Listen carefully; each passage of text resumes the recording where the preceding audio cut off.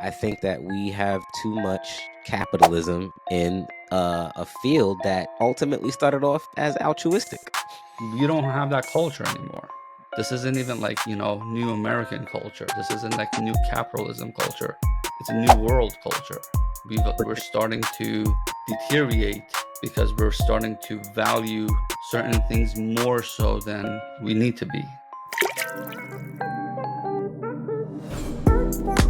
What's going on, everybody? It's your favorite color in the world, Brown, and I'm here with my co-host, Rooz, and we have another great episode of Better Nurse Corp for you. So today, you can expect from this episode a trial, so to speak. A trial of the Nightingale Oath. Now, if you're a nurse or you're in nursing school, you have said this oath already if you're a nurse already. And if you're in nursing school, you will say this oath during or on your graduation. And I want to basically give our listeners a real deep dive into this oath. Because, when I said it, I really didn't pay attention to the words. I'm not going to lie. I was just saying, I was just happy to graduate. But I came up with the realization, and I would love to have this conversation with you, good sir. And I realized that we can't truly uphold this oath. Now, I know you guys are probably wondering, what is this oath if you haven't heard it? So I'm going to read it. So I solemnly pledge myself before God and in the presence of this assembly to pass my life in purity and to practice my profession faithfully. All good so far. I will abstain from whatever is deleterious and mischievous and will not take or knowingly administer any harmful drug. All good so far. In my opinion, all good. I will do all to maintain and elevate the standard of my profession and will hold in confidence all personal matters committed to my keeping and all family matters or affairs coming to my knowledge in the practice of my calling. With loyalty will I endeavor to aid the physician in his work and devote myself to the welfare of those committed to my care. So I have so many problems with that already. Right. Well, we are going to put this oath on trial, and I feel like it is necessary. So I would love to hear what you have to say about this oath. We need to understand something. There is no nurse oath that actually exists. There isn't a standard one. So what you just read is one version of many. Right? Are you serious? The medical field has a Hippocratic Oath that everybody's familiar with. Okay. Right? And we can read that as well. It talks about do no harm, respect patients' privacies, stuff like that. But there isn't an actual one for nursing. I think it was created in the 60s or 70s. I don't know if you're aware. So they had me thinking that Florence Nightingale wrote this herself with her candle next to her desk. That ink pen. And it's even okay to say that we're going to adopt the Hippocratic one, because if you pull up the Hippocratic one and read it for the audience, it's everything that we do. It's everything that we do. There isn't anything in there that we don't do. So story time, people. So story time. And to be fair, this is from the Greco-Roman times. So it's very flowery, it's very, poetic, it's not meant to be literal, but the key points we'll talk about. Okay. So go ahead. Do tell the story of I Paul the physician. I swear before my God, my ancestors, my teachers, my fellow healers and apprentices, and by all the arts and knowledge I was privileged to learn, that I will stand by these words. I will love those who taught me these arts as I love my parents, and I will offer my skills to the young with the same generosity that they were given to me, and I will never ask them for gold. But it actually talks about no compensation initially. So remember, this was meant as an altruistic mentality, right? This was meant as an altruistic form of profession. Yes, you were compensated, you were valued, you were praised. Society treated you like a all-star, right? It wasn't like the modern time today where, you know, the athletes, the Roman, you know, the Greco-Roman athletes, right? The gladiators. Yeah, they were revered, but not the way we revere them now. Back in the day, the aristocrats of the knowledge and the professors, and those were the engineers, right? Those were the artists, the Michelangelos. Those were the revered people. Basically, Hippocrates was like Jordan. Hippocrates was Jordan. Yeah, essentially. Okay. Yeah. I demand that they stand by this covenant in return. I also swear that if I earn fame and wealth, I will share it with my masters and my students. I will soothe the pain of anyone who needs my art. And if I don't know how, I will seek the counsel of my teachers. I will offer those who suffer all my attention, my science and my love. Never will I betray them or risk their well-being to satisfy my vanity. I will not hurt my fellow or put a knife to his flesh if I don't know how, or give him an herb to soothe his pain, even if he begs for it in anguish, if it might take away his breath. That's euthanasia right there. We allow it, don't we? Right? Do no harm. To what level? Right? Talks about a whole lot of stuff, right? I will never harm my suffering friend because life is sacred. From the tender fruit that he once was in his mother's womb to that first sigh he gave out between her legs when he opened his eyes to the world. I will try to understand his sorrows, but his secrets will never leave my ears. Under no circumstance, I will use his body to advance my knowledge or fame. Woo, the lies. Sorry, black people. Woo! Sorry. Yeah. That was a little triggering moment there. I apologize, people. I apologize. Yeah. No, you have every right, man. You have every right. Under no circumstance I will use his body to advance my knowledge or my fame, unless in his last moment he or his widow give me his corpse, so that his death may help me understand how to soothe another's pain.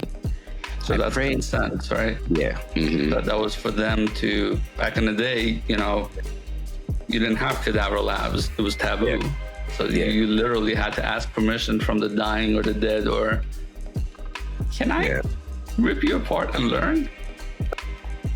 Imagine that was very difficult before back then, because I mean, I imagine like death was very sacred to a lot of people. I mean, even though it's sacred now, but I mean, I imagine even more so then, and to have some less understood. Yeah. Wow.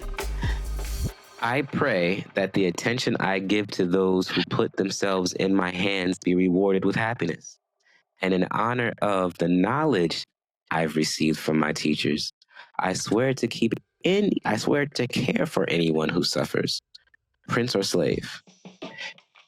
If I ever break this oath, let my God take away my knowledge of this art and my own health.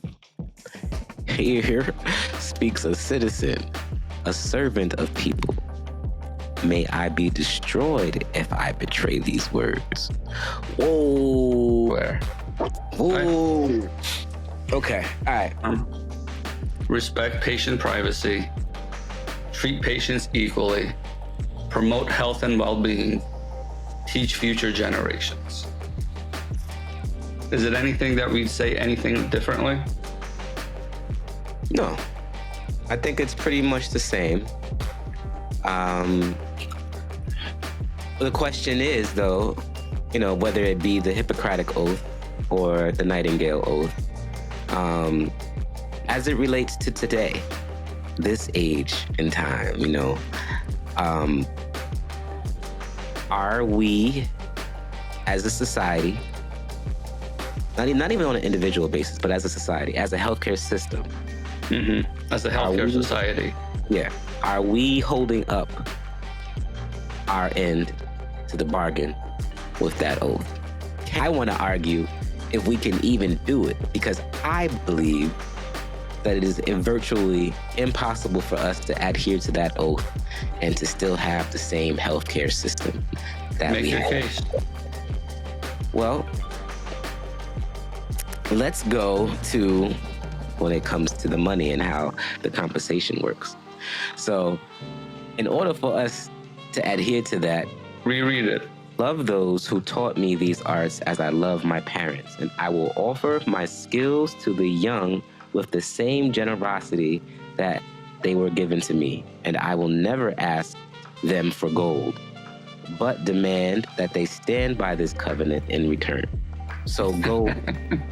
So argument number one. This is a very simple argument right here, but to lay down the gauntlet a little bit, I feel like challenge accepted. Challenge accepted. To lay down the gauntlet, just Truly a accepted. little bit. Let's talk about this. Okay.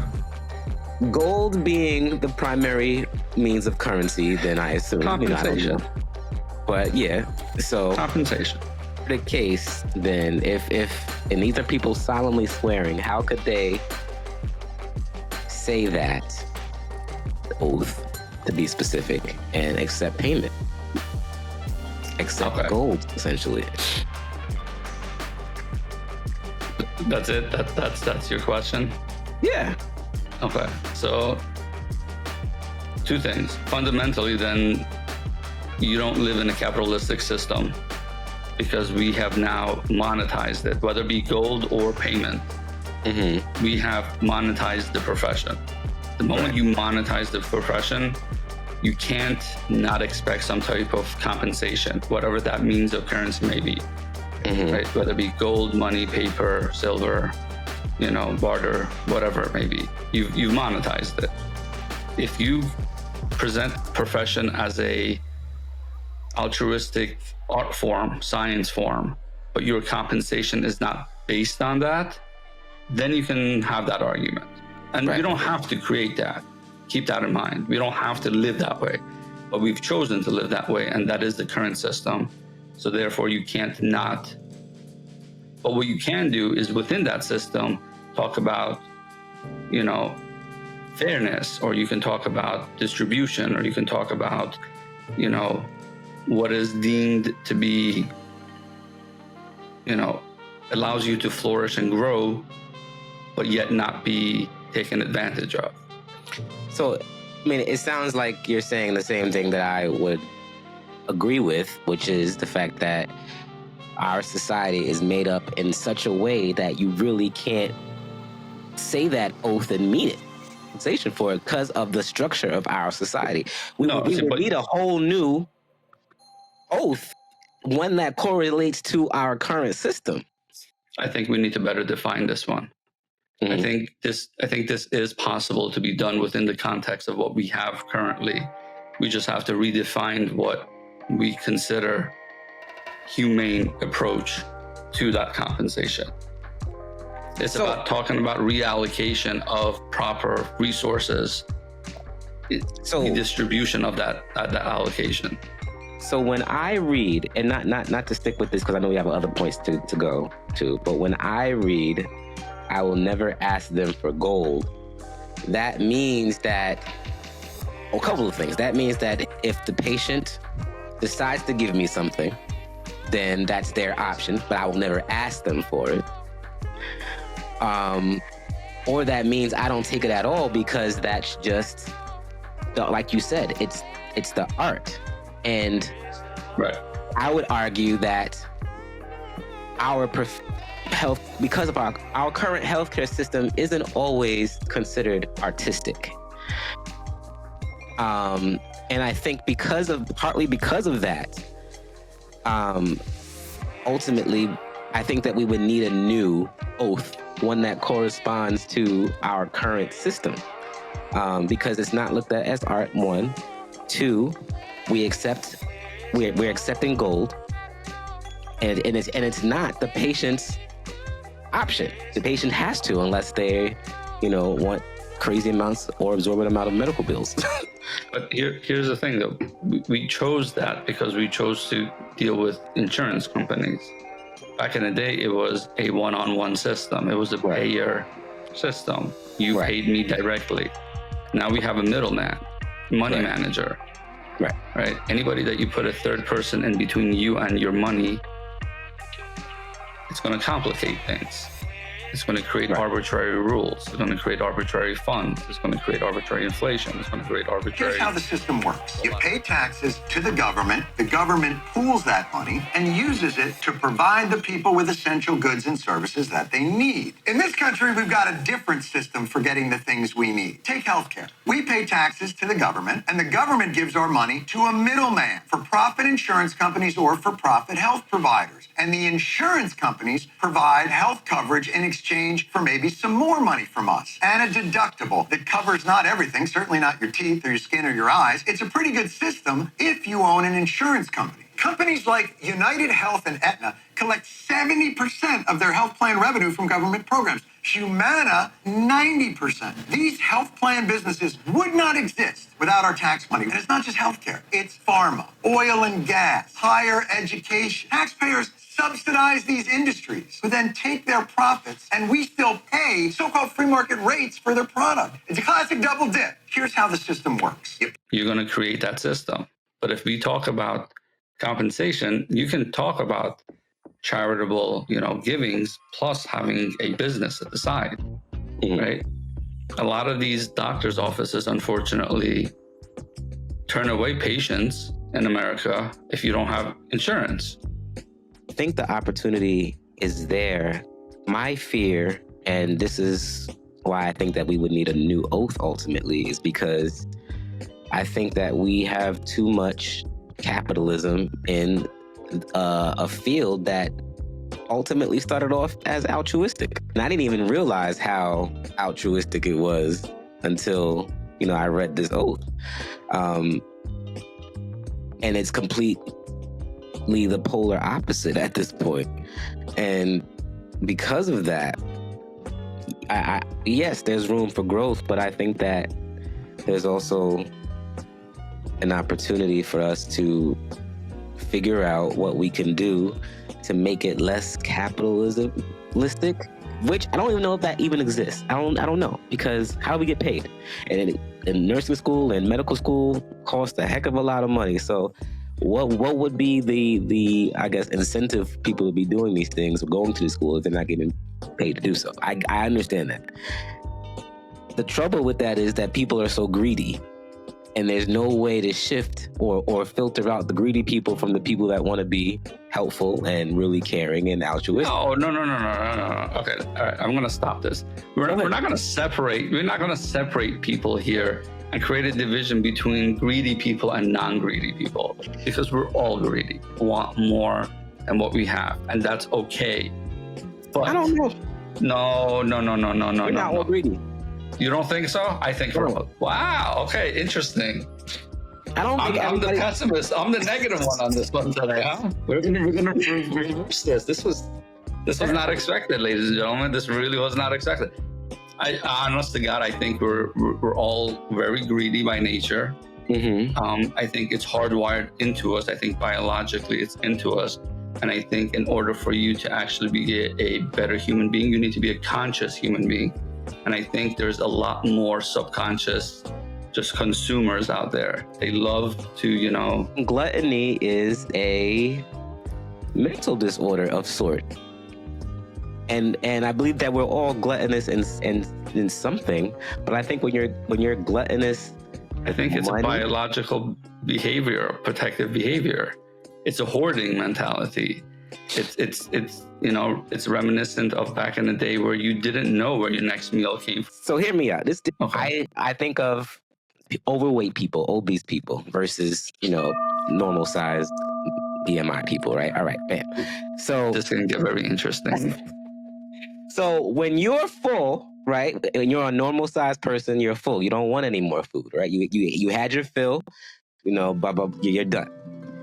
An overweight person might not have that same chemical response. Yeah, to fullness. So they might eat a little bit more, and they might will not never know realize when to it stop. sometimes. So that's why I say that there are people that are okay with just making their $1 million a year or $500,000 a year, and living comfortable and good. Will they want more? Yes. But will they go out there seeking it like a ravenous dog? No. But there are people that are like that, unethical, immoral, and get into this field for just the money.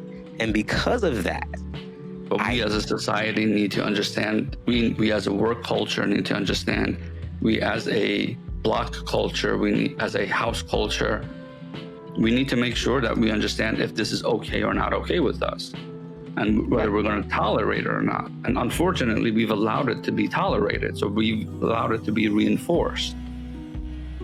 Right? This money talks. This money matters. Right. But here's the difference. Money talks. And this is why I said we're all greedy. We're all greedy, bro. We all want more. The difference is, at what cost are we willing to get more? Yes, you're right. There are people in this world who are completely immoral, and they will do whatever it takes for them to get that cheddar. They'll do whatever they can. They will step all over you. Right. There are also people in this world who make a stupid amount of money.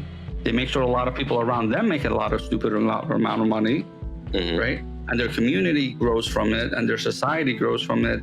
And where they go, things get better because of it. Right. Right.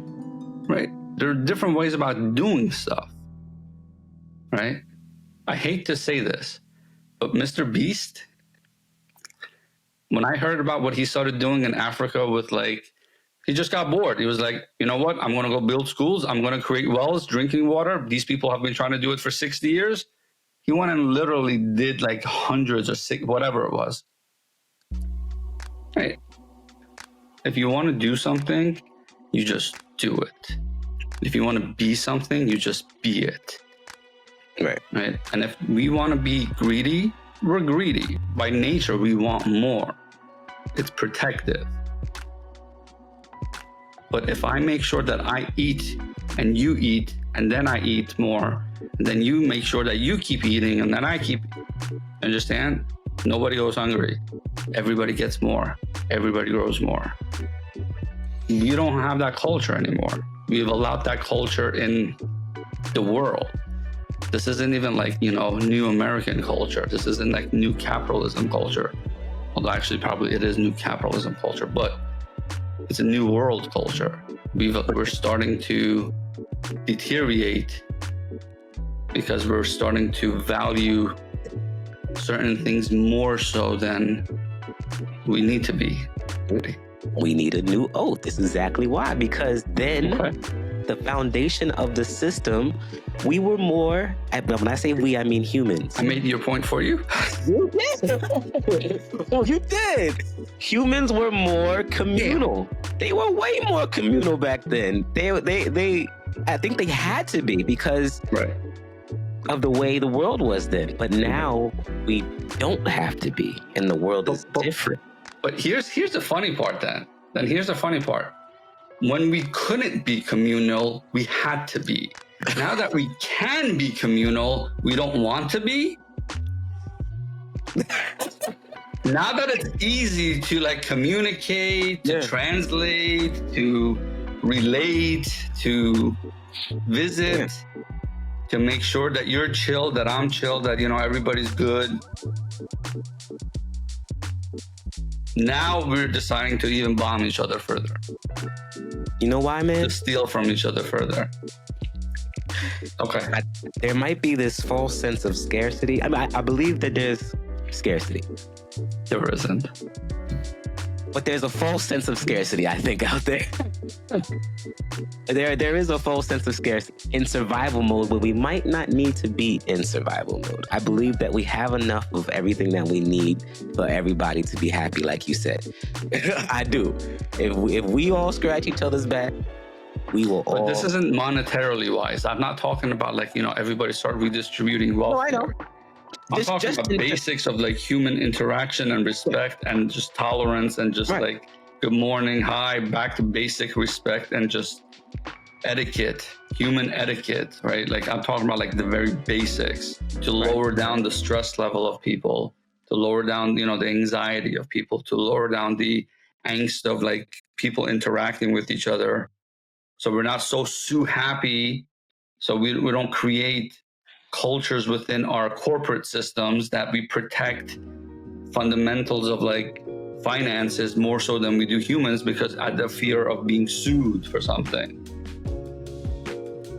Ultimately, I think that we humans, not even nurses, not even doctors, whatever, just humans, we have a healthcare system that is good in the sense of we have the technology, we have the education, we have a lot of places have resources, some more than others, but generally we're good in context to the rest of the world.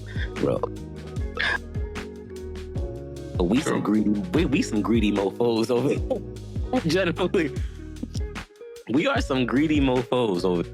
No. We're not all greedy. You don't think? No. We're not all greedy. And we've been able to fool the rest of us to think that they're along for the ride, and they're not. We got stuff.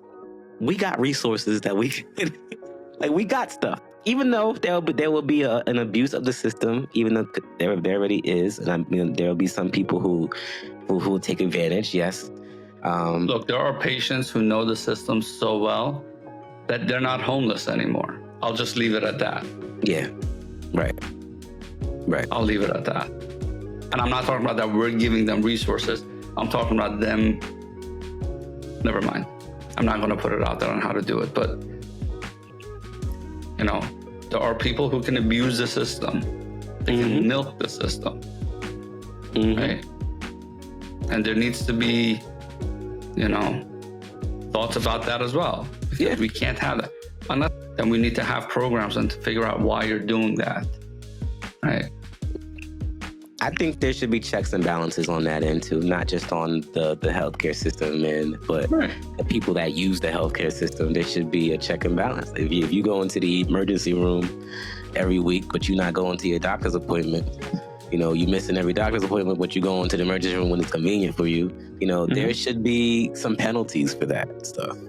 So, it goes. But at the very least, the autonomy of practitioners, physicians, nurse practitioners, nurses, healthcare workers, some of our autonomy has been taken away because of the sue happy culture. Because of that, we can't refuse patients. And you should never refuse a patient. That is not what I'm saying. You should never refuse a patient. However, there are patients who know how to milk the system. And if you can't interact with them in a way that's substantially, defensive, where they understand where you're not going to budge and give in to them out of fear of lawyer so-and-so, right? Then their behavior might change. But as long as they know they can rely on that mentality, some people, and there's enough to put a tax on it to disturb the entire floor of the hospital. Right. And unfortunately, it's getting more and more. It's not just one anymore. Right. No, it's tough. It's tough out So there. society as a whole, we need to come together and realize, right? Healthcare is a reflection. It's a mirror on society. And what we're seeing is, society starting to deteriorate in a way where we don't want it to continue. Just me. Am I the only one seeing these patterns? Definitely. I think we're losing, this is a bigger conversation, but I think we're losing our values as a society, and which translates to healthcare. Our values when it comes to selling food, all the food that is kind of sold and all the processed food. How ethical is that a company can know that their products are causing harm and, they're still selling it and making millions of dollars off people, and people have no clue until it's too late. So how ethical is that? So we have a that's just one example of an unethical system that's based off capitalism. And granted, we live in America. We got money in America, possibly because of the army. I don't know, but you know, that's a whole other story. But we live in a wealthy nation, right? That's what I'm getting at. We live in a wealthy nation. We live in a very capable nation.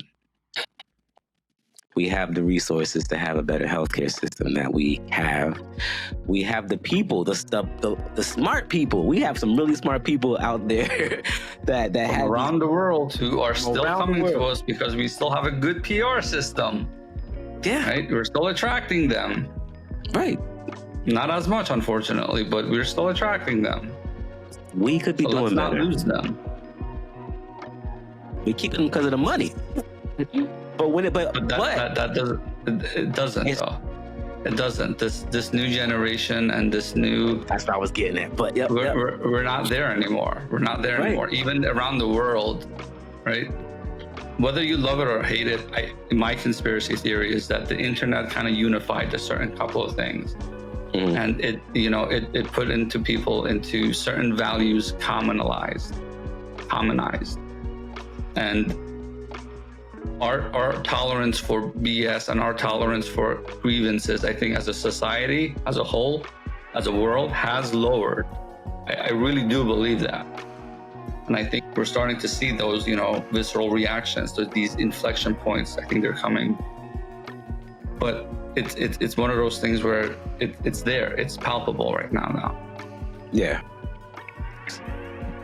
And with the amount of strikes that have been going on, and all the complaints. The residents. Yeah. Medical residents. Right. Striking. I didn't even think that was possible. All of these are essentially signs pointing to the same direction, which is we need some policy changes that are going to help our system get better. The amount of mental health issues going on with patients and nurses and healthcare workers in general. All of these, like you said, are just pointing to the same thing, that our society is challenged in many ways. And it doesn't seem like we're doing much of anything to resolve it. At least our government is. And I think we're doing it on a smaller scale on an individual basis. But owners, the big wealthy business interests that control things and make all the important decisions. Forget the politicians. The politicians are put there to give you the idea that you have freedom of choice. You have no choice. You have owners. They own you.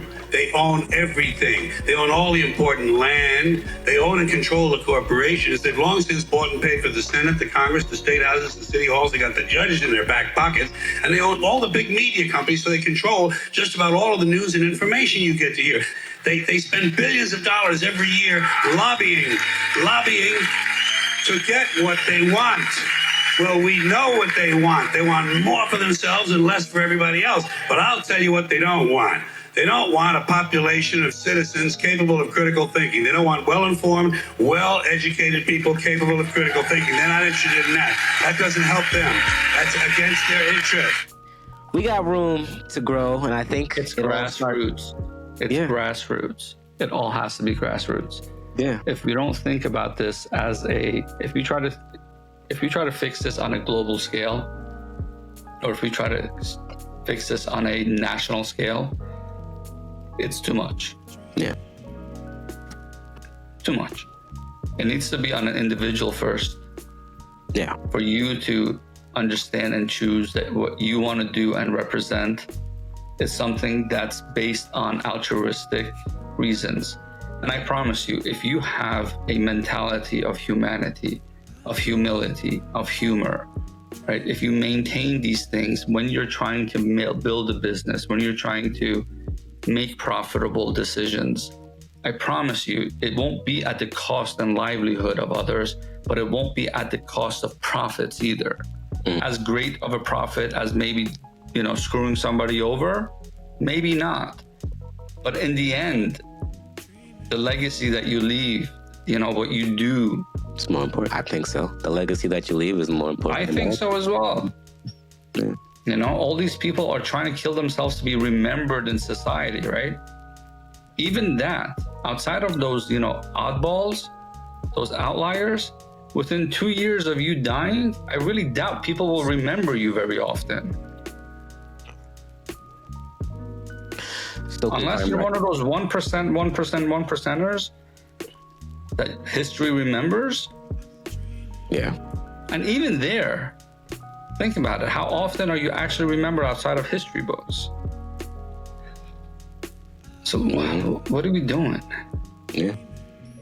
As you were talking, I was thinking of this famous civil rights activist, Stokely Carmichael, and his biggest, I guess, questions that he asked his audience whenever he speaks, or spoke rather, was, what is your contribution to humanity? And I don't know the exact wording he used, but that's basically a paragraph, paraphrase, what is your contribution to humanity? What did you do? That is a question that you should ask. Every human should ask themselves.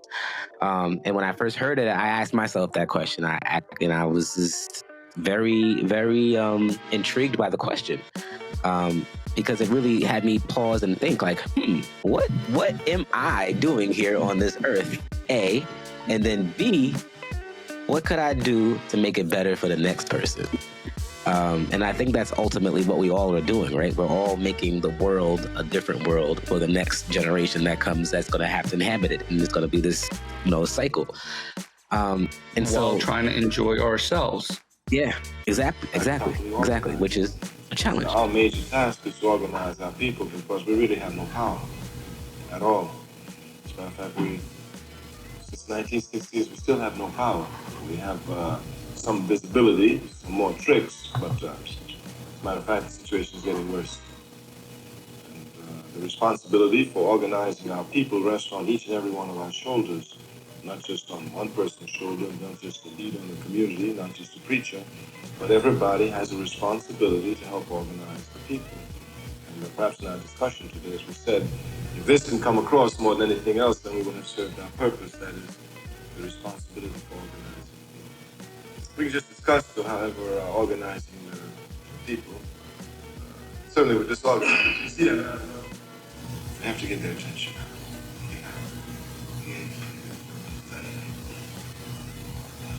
All right, I like the first one. That's a good step. You must get their attention now.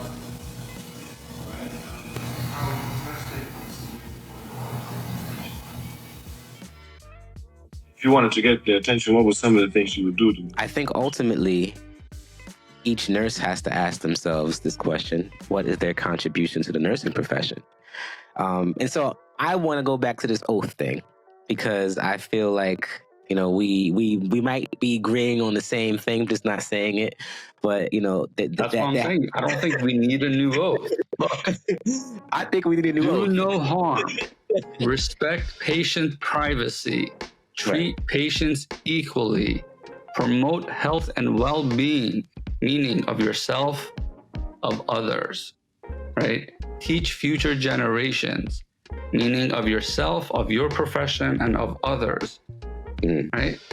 We can now take this and make it more microcosm and say physicians. We can take this and say nurses. We can take this and create an arbitrary label for it and create a arbitrary whatever for it. But at the end of the day, do no harm. Respect patient privacy, so respect each other's privacy. Treat patients equally, treat each other equally, right? Promote health and well-being of each other. Teach future generations. I mean, come on, that's basic human fundamental rules of if you do this, society will just be better, let alone your nursing career or your professional career or your health career or your medical. So we don't need a new oath. We need a better understanding of what we're talking about now, man. I love the oath. Argument is this, that it is too difficult to adhere to all those bullet points with our A, current society, and B, the volume of patients that we deal with. But see, that's what I'm trying to explain to all you. It doesn't have to be, right? This is exactly what I just said before. If you try to think of this on a global scale, if you try to think of this on a hospital scale, if you try to think of this on a society scale, I see what you're saying. you're not going to be able to fix this. The only way you're going to fix this is if you fix it within your perception of your viewpoints of yourself towards other people first. The end. If you can do that truly for yourself, where you can look at a person and you can look at a situation and go, in this moment, and I'm not going to say you're going to be successful all the time, because God knows I'm not. Hell, and I'm preaching it, right? But at least being conscious of it on a daily basis, being able to tell yourself, look, all right, I didn't do as much, but I'm going to do better the next time. At least acknowledging it. People don't even acknowledge this anymore. This etiquette portion has gotten just completely, we don't even talk about it anymore. What you said in terms of if everyone will do that on an individual basis, then ultimately it would like translate into a global. I can't control you. I got you. I agree. I agree with that. If everyone were to do that, then yes, I do think that it would work out. Will everyone do that is the question, and the answer is a hard no. Because we allow it for that to continue. We don't set the expectations. I was just talking about this exact conversation with a couple of my colleagues. We don't set the expectations that we want from anything and everybody, from our profession, from our patients, from our colleagues, from our underlings. We don't set these expectations, and then we cry about it, about why when we don't get what we want, right? We don't set the expectations for patients that, hey, we're going to wake you up when we have to draw blood or do vital signs. This is not a hotel. We're going to wake you up when there's time for medications. We're going to do this. We're going to do that. We don't set the expectations. We don't set the expectations as practitioners or physicians to our new nurses about how we expect communication to be or not to be. We just complain about the fact that, they send us inappropriate messages, right? God knows I've done it. God knows it's done to me when I've done it as a new nurse, right? But we need to set the expectations. Okay, you find it annoying, say why it's annoying, and then educate them. We don't set expectations. And within our profession, we don't set expectations, and because of it, we suffer for it. So, I don't know, people. We will let you be the judge. Do you think that we need a new oath, or do you not? Put it in the comments. Send us a message. We want to know, because Brown feels a new oath would do us better. Rooz doesn't.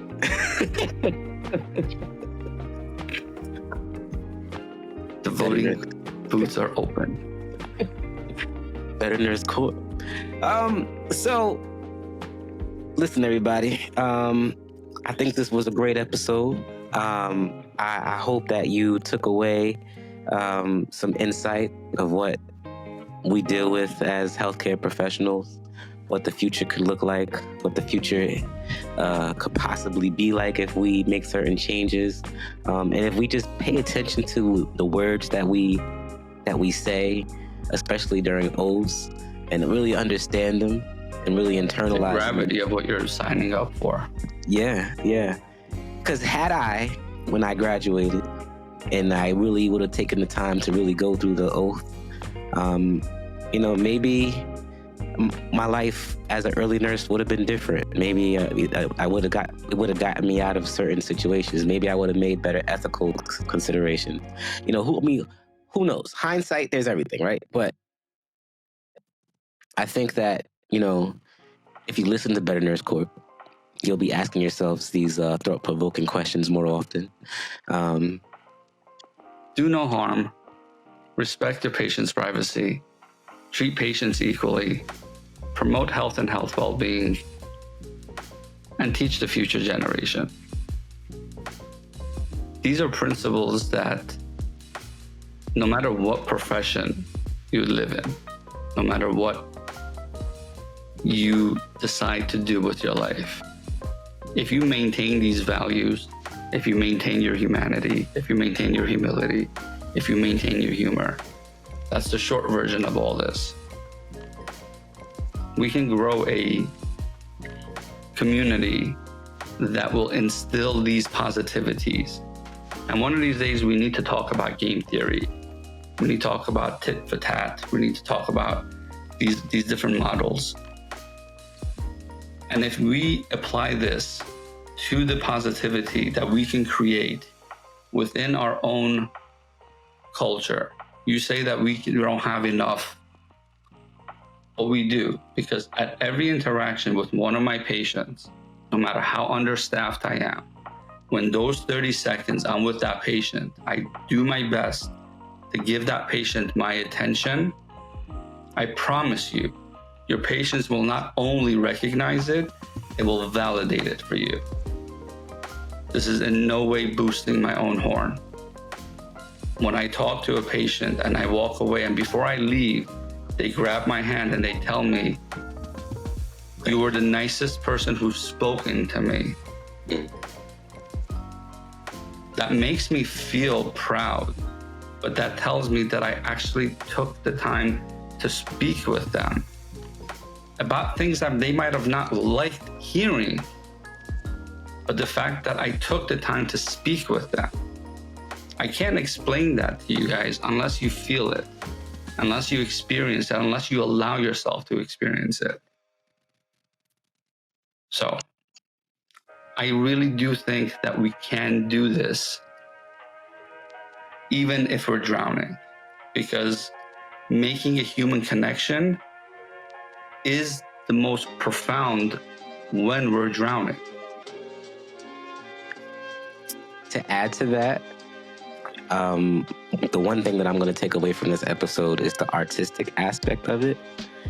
And I think that if anyone considers their practice, whether it be their nursing practice or their MD practice, nurse practitioner, whatever practice that is, if they equate it to their art, and there's different types of art, there's different artists, there's different styles, there's just a whole lot of different things in art. But if you master it, right? If you master your art, you become your Picasso of whatever it is, you Michelangelo. Exactly. You're ultimately giving back to humanity. Yes. Well said. All right. Well, that was another great episode of Better Nurse Corp. It's your favorite color, indigo brown, along with my co-host Rooz, and until next time. Peace.